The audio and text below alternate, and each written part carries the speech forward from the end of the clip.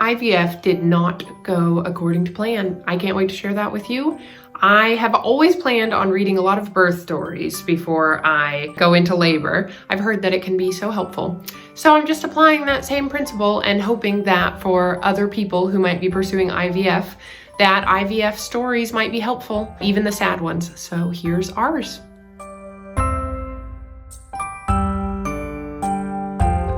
A little bit of backstory. My husband and I have been married for 7.5 years, and we never really went through a season where we weren't trying to have kids. We realized within the first year or so that maybe it was going to take a little bit of extra effort.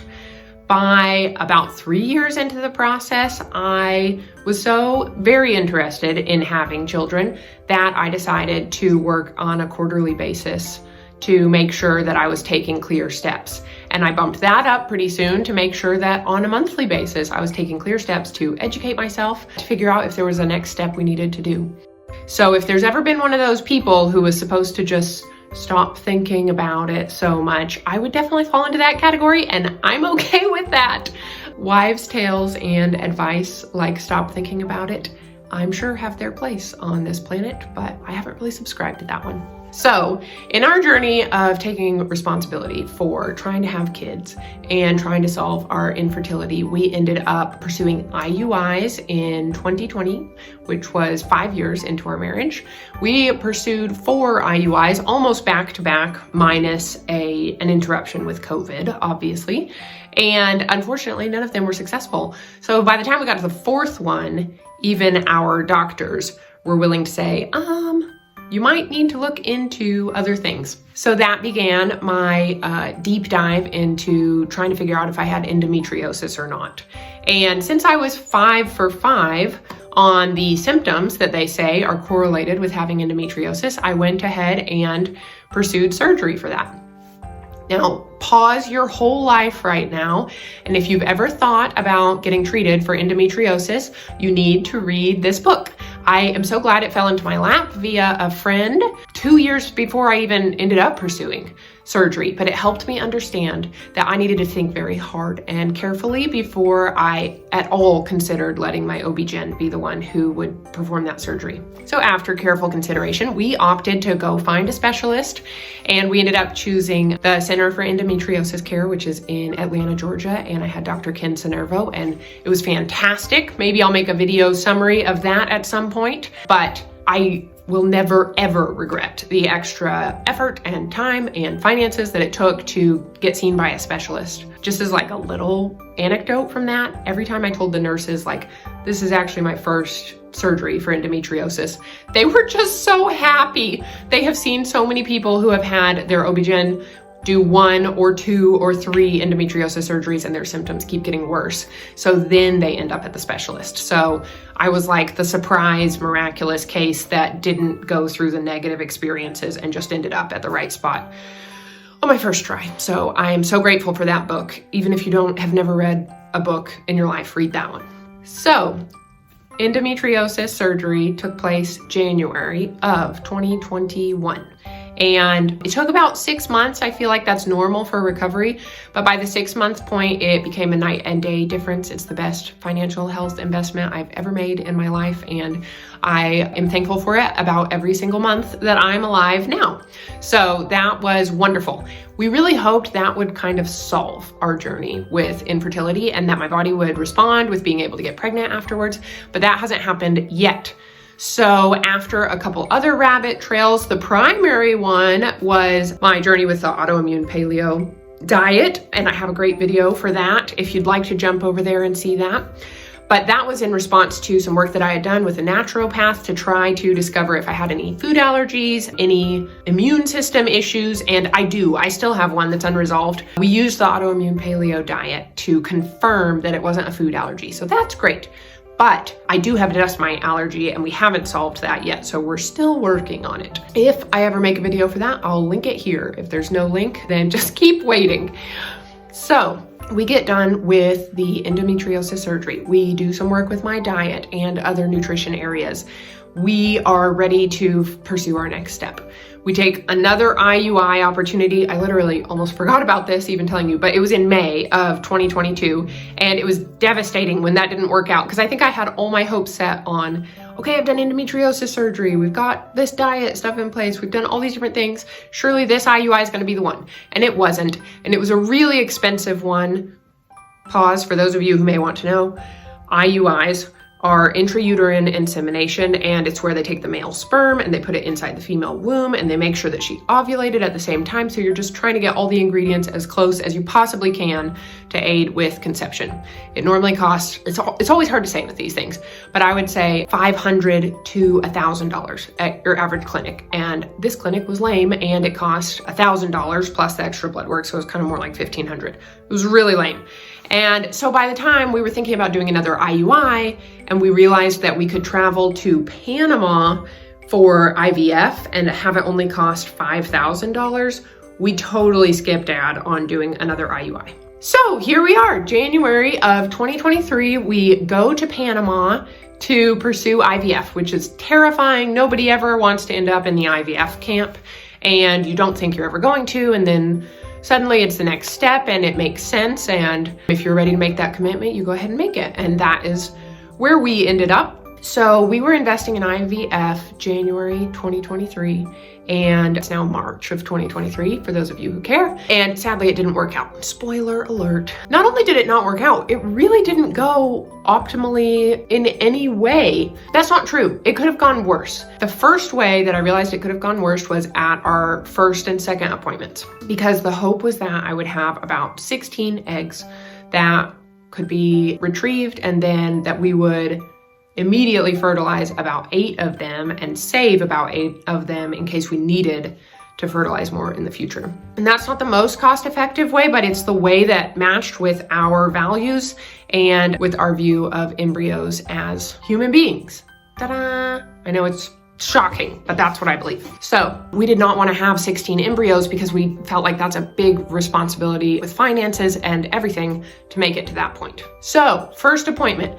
Major problem because I don't have 16 egg follicles. I have one very large endometriosis related cyst that I did not know had continued to develop on my ovary since my previous IUI. I know a lot about my ovaries because for 6 years I've been looking at them in various ways with doctors. And in general, I have very healthy, happy little ovaries. And so I had assumed that they would be in the same situation now, and they weren't. A cyst is like the collection of the endometrial fluid. I don't know. Nobody wants to talk about that anyways. Skipping on, it just means that I didn't have as many egg follicles.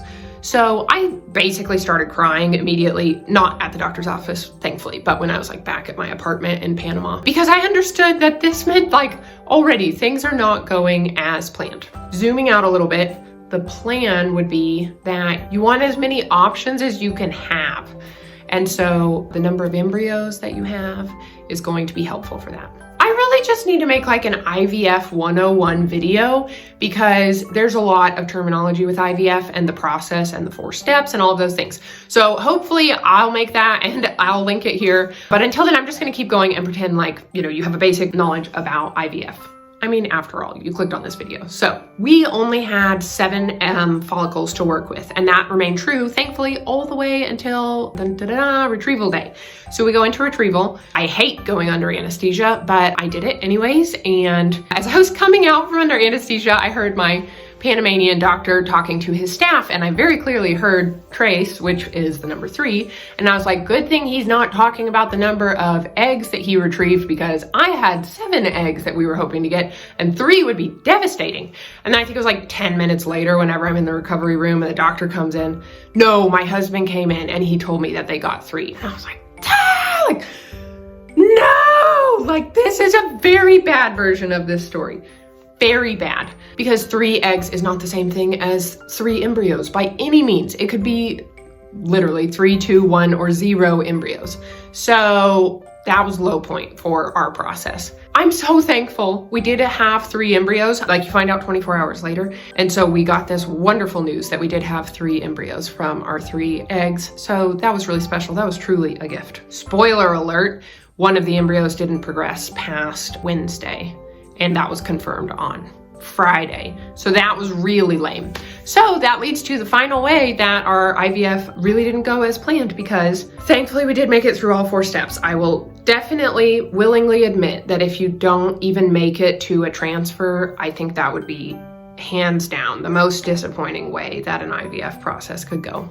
So we did at least make it to transfer. We had 2 little embryos get to be transferred, and it's a fascinating process. You're asleep when they do egg retrieval, but then I was awake whenever they did the transfer, and the doctor was kind enough to show the little ultrasound screen. And I've seen my uterus a lot of times, so it's like, yay, there's my uterus again.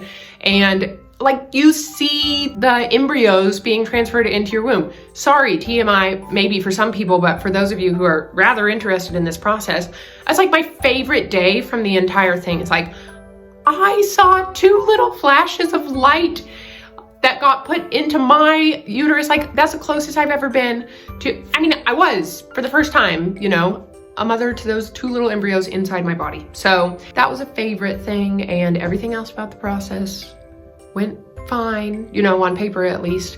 And then you get the marvelous 2-week wait. That's just dreadful, because you're gonna have to wait 2 weeks to find out if your beautiful little embryos were able to implant and grow and begin a pregnancy or not. So yeah, super lame version of this story. Neither of our embryos were able to implant, and heck, maybe even just for my emotional health and being able to remember all of this, there's this dreadful, I think I was 11 days in, and I woke up with uterine cramps. And then the next day I woke up with uterine cramps as well.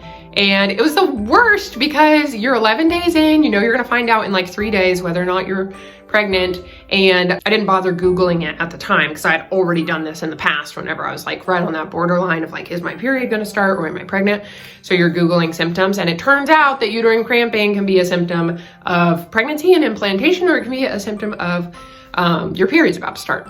So that was just the worst, those 72 hours before I was gonna get my blood work, knowing something's happening. Either pregnancy is happening or pregnancy is officially not happening. And yeah, my last spoiler, not spoiler, but chance to have my hopes really high was that the next morning, Sunday morning, I ate a muffin for breakfast, and I felt so nauseous afterwards. And I was like, oh, I'm pregnant.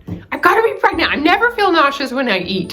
And then the next day I went in for blood work, and then it took forever for us to get our results. And by the next afternoon I knew. And yeah, anyways, that was our less than fully positive IVF story, and it's such a blessing to get to share it. I'm looking back on it, and I'm that was a chapter that started, January, February, or even, November, as we started to get ready for it, and finished up February 28th, and now it's March 5th or whatever. And it's that was a chapter in my life, and it was it was a tragedy. It wasn't a comedy or a fairy tale. It was just tragedy chapter, but it's over, and there will be another chapter. And yeah, just even getting to share the story is okay, we're still moving forward. There will be next steps. And yeah, I've really tried to hang on to a hopefulness. And I thought this a lot during the 2-week wait. It was I don't know what the result of this is gonna be, but I do know that each day that I'm working on this, that I'm trying, that we're doing whatever we can, we're taking responsibility for our situation, we are one day closer to becoming the parents that we long to be. Even if that ends up being through adoption or foster care or any other beautiful option for building our families, we're one day closer. So I'm thankful for that countdown clock. I would love to know what the actual answer is for when that wonderful day will happen, but I'm trying to enjoy the journey as well. So thanks for tagging along. I am slowly but surely building a video library that's sharing pieces of our story. So feel free to click around. I hope you find some others, or to subscribe so that you can know when new videos come out. What I'm really passionate about on my channel is creating health and balance in our lives. I kind of use 8 key areas to focus on that. And I'm so glad you came along for today. Please let me know in the comments, where are you in your story with infertility? And are you doing IVF? Have you done IUIs? I would love to know. Please share. We all need community in this process. So thanks for being here.